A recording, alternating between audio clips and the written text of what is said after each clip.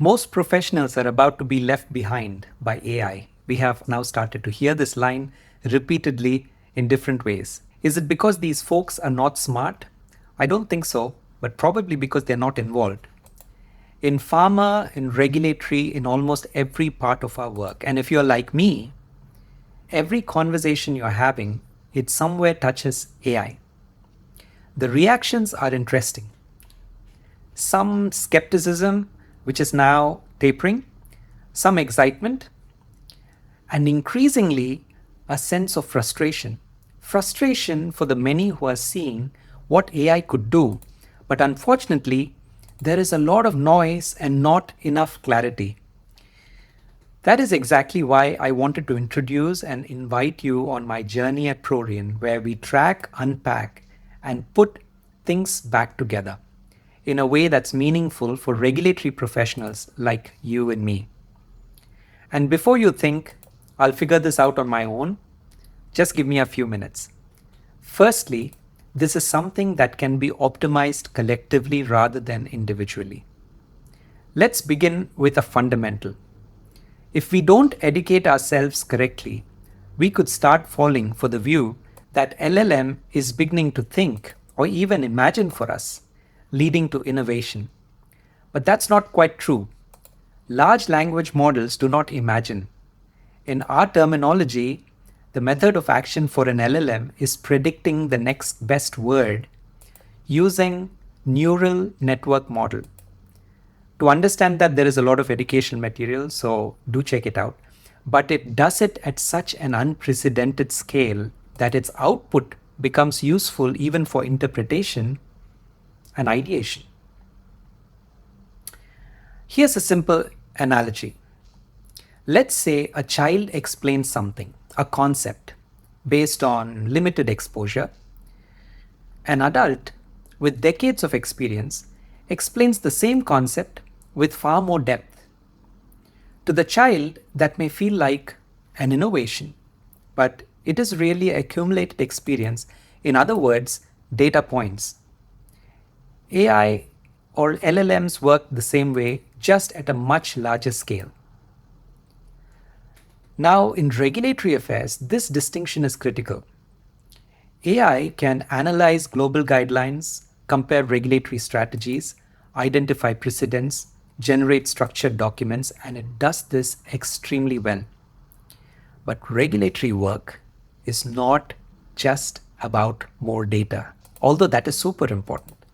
It involves interpreting ambiguity, navigating uncertainty, making decisions where no precedent exists sometimes. That requires judgment, context, experience. AI can inform decisions, but it cannot replace that. One of the most important impacts of AI is that it raises the floor. What used to be difficult, like accessing intelligence, drafting high quality content, structuring information, is becoming easier, more accessible. But here's the risk. If we don't evolve our thinking, that new floor becomes our ceiling. We become more efficient, faster, but not necessarily more insightful. Now, with that fundamental understanding, let's take a moment to talk about automation in tools for regulatory affairs. This is important because this is where most conversations are happening right now about using the capability of AI. Since the beginning, automation in regulatory affairs was all about structure, control, and efficiency. Platforms that provided us with information management tools or tracking, for example, RIM and PV intelligence, helped us manage submissions, track registrations, organize documents, maintain compliance. They became the place where regulatory records are governed.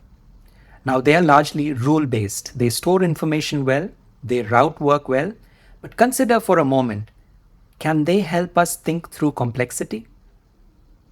We are already seeing AI being added into these systems today. AI agents, document automation, summarization, search improvements. This is useful, but let me tell you, this is not all there is to AI. Here's another simple analogy. Imagine platforms that we use today as a warehouse, a very well-designed warehouse. with shelves at the right height, standard pallet sizes, conveyors, forklifts, everything optimized. But they are optimized for how humans work. Now imagine we introduce a new kind of robot, not just to automate, but a highly intelligent system that can use logic, adapt, coordinate, and even redesign how work gets done. Now we have two options. Option one, we place this robot inside the existing warehouse. It helps, it moves faster, picks better, optimizes routes, but there's a limitation.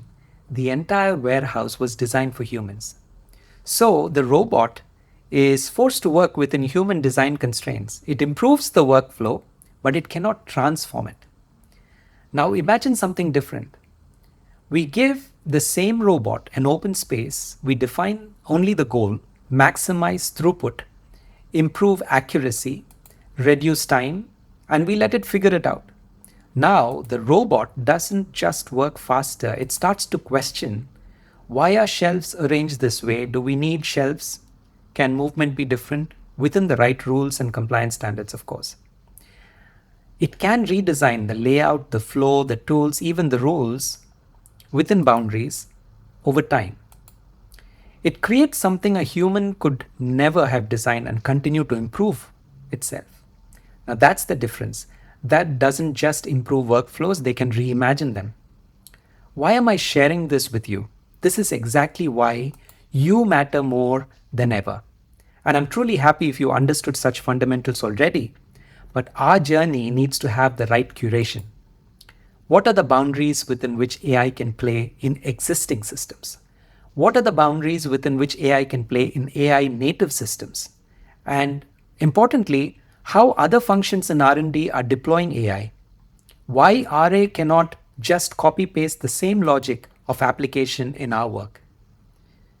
If not, what is the approach? Technology teams can build models, but only you understand what good outputs look like, where ambiguity exists, what can be standardized, and what must remain under human control. You define what the workflows are. If you are not involved, systems will still be built, but not for you. And catching up later will cost far more than leading now, for us in regulatory as individuals and in team leadership. In summary, if we are collectively in sync with the AI journey in regulatory affairs application, we will help with better decision making and future shaping. Allow me to share another important concept before signing off. I'd like us to think of AI application, testing, and building as two loops. AI operates in a self-learning loop. It improves outputs based on existing data and feedback, but we operate in something else, a tool teaching loop. We question outputs, challenge assumptions, discuss with others, generate new ideas. Now that creates new knowledge. And when these two loops work together, we don't just improve knowledge, we expand it. That is why not just staying updated, but engagement of as many human regulatory minds as possible matters. Not just to use tools, but to understand how they think, how they behave, how they should be built. We are not just users anymore. We are gatekeepers, interpreters, and increasingly co-creators. So here's what I will be doing in the next few episodes on this subject at Prorian. Bring together experienced leaders, new imaginative thinkers in reg affairs, alongside AI technologists working on regulatory workflows.